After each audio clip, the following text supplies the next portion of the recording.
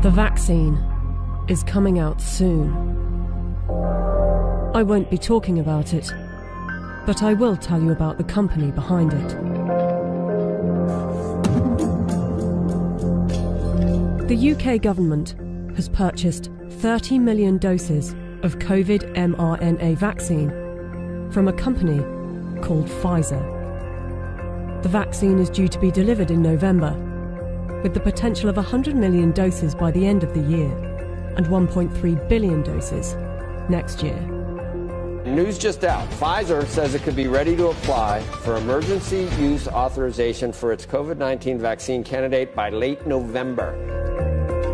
It won't be mandatory at the beginning, but judging from the large orders, a gradual plan will be implemented to persuade and incentivize people to take the vaccine and put restrictions on people that don't, along with shaming campaigns. I want to tell them that their decision, they need to understand, will not affect only their lives, which at the end of the day, it is their judgment, but will affect the lives of others. Because if they don't vaccinate, they will become the weak link that will allow this virus to replicate. Some will say that this is conspiracy theory, so let's just stick to the facts. The government trusted Pfizer to vaccinate the British people, so it's logical to want to inquire into the company's track record in safety and ethics. After all, they must be trustworthy in fighting for humanity, right?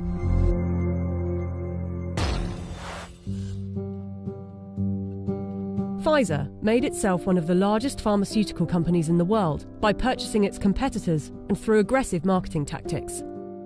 What I'm about to tell you is only 20% of their rap sheet. Otherwise, this video would be hours long. But you can go to our website where you can see the full list. Pfizer received the biggest criminal fine in US history as part of a $2.3 billion settlement with federal prosecutors for mispromoting medicines and for paying kickbacks to compliant doctors. Pfizer pleaded guilty to misbranding the painkiller Bextra by promoting the drug for uses that were not approved by medical regulators. In the 90s, they were involved in defective heart valves that led to the deaths of more than 100 people. The company had deliberately misled regulators about the hazards. The company agreed to pay $10.75 million to settle Justice Department charges. Pfizer also had a class action suit with a $60 million settlement over Resolin, diabetes medication, that resulted in patients dying from acute liver failure, said to be caused by the drug. In the UK, they have been fined nearly £90 million by the UK's competition watchdog for unfair pricing to the NHS after hiking up the cost of an anti-epilepsy drug by 2,500%, charging the taxpayer an extra £48 million than the actual price, which is $2 million per year. Buying competitors and mis-selling drugs weren't the only factors in making them the giant of a company they are. Their special relations with doctors and medical professionals has also helped. In 2004, Pfizer's subsidiary agreed to pay $430 million to resolve criminal charges that it paid physicians to prescribe its epilepsy drug, Neurontin, to patients with ailments for which the medication was not approved. In 2010, a federal jury found that Pfizer committed racketeering fraud in its marketing of the drug. Pfizer disclosed that during a 6-month period the previous year, it had paid $20 million to some 4,500 doctors and other medical professionals for speaking on the company's behalf.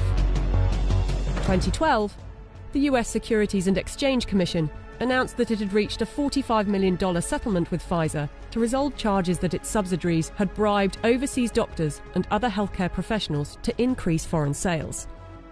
But some of you might say they are a business and they don't get to make billions a year by not being competitive. They're still trying to help humanity.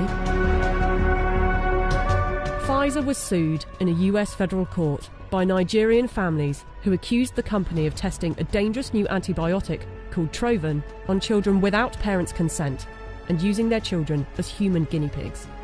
A panel of medical experts concluded that Pfizer had violated international law, and the company agreed to pay $75 million to settle the lawsuits in Nigerian courts. The US case was settled for an undisclosed amount. Amid widespread criticism of high pricing for poor countries, and in particular AIDS medications, Pfizer offered to donate a 2-year supply of its drug, Diflucan, worth $50 million to the South African government. Yet in 2003, Pfizer backed away from the company's plan to license its AIDS drug for low-cost distribution in poor countries. The list goes on. I don't want to bore you with it. But ask yourself, if it was a car manufacturer, would you buy a car from them? We plan to honor our history, and we will only bring to the world a vaccine that has been proven safe and efficacious. If Pfizer is trustworthy enough to be given one of the keys to vaccinate the population with something that was knocked up in a few months, and with such a track record for safety and ethics, I know what I think. Do you?